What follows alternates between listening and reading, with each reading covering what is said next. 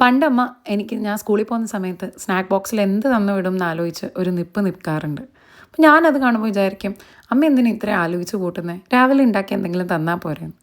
പക്ഷേ ഇന്ന് ഞാനതിൻ്റെ ഗുട്ടൻസ് മനസ്സിലാക്കുന്നു. രാവിലെ ആകുമ്പോൾ ഒരു വെപ്രാളമാണ്, ഇന്ന് അദ്വയ്ക്ക് എന്താ സ്നാക്ക് ബോക്സിൽ കൊടുത്തു വിടുക എന്നാലോചിച്ച്. കാരണം കൊണ്ടുപോയാൽ മാത്രം പോരല്ലോ, അത് കഴിക്കുകയും കൂടി വേണ്ടേ. അപ്പോൾ ഇഷ്ടമുള്ളതല്ലേ കൊടുത്തു വിടാൻ പറ്റൂ. അപ്പോൾ ഇന്നത്തെ സ്നാക്ക് ബോക്സ് ഐഡിയയിൽ ഞാൻ സ്നാക്ക് ബോക്സിൽ ഇൻക്ലൂഡ് ചെയ്തിട്ടുള്ളത് ഇടിയപ്പമാണ്.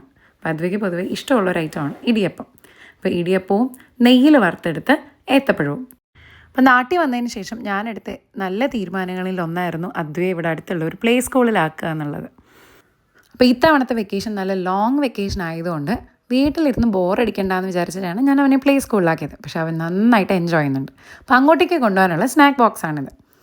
അപ്പോൾ ഇടിയപ്പത്തിൽ ഒരു മയമൊക്കെ വരാനോ കുറച്ചും കൂടെ ഒന്ന് നന്നായിട്ടിരിക്കാൻ വേണ്ടിയിട്ട് ഞാൻ കുറച്ച് ഡേറ്റ് സിറപ്പ് കൂടെ ഒഴിച്ചു കൊടുക്കുന്നുണ്ട്. പിന്നെ ഇനി അതിൻ്റെ സ്നാക്ക് ബോക്സിൻ്റെ മുകളിൽ എന്തൊക്കെയാണ് വെച്ചതെന്നൊന്ന് കാണിച്ചു തരാം. കുറച്ച് നട്ട്സാണ് ഞാൻ ഇട്ട് കൊടുക്കുന്നത്. നിങ്ങൾക്ക് ഏത് നട്ട്സ് വേണമെങ്കിലും ഇട്ട് കൊടുക്കാം. ഞാനിവിടെ കാഷ്യൂ നട്ടാണ് ഇട്ട് കൊടുക്കുന്നത്.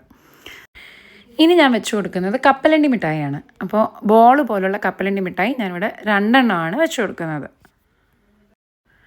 അടുത്തതായിട്ട് 2 ബിസ്ക്കറ്റ് കൂടി വെച്ച് കൊടുക്കുന്നുണ്ട്.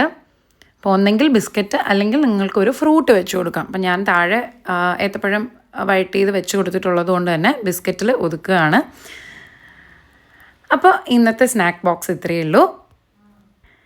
അപ്പോൾ മറ്റൊരു സ്നാക്ക് ബോക്സ് ഐഡിയയുമായി നെക്സ്റ്റ് ടൈം വരാം. ബൈ.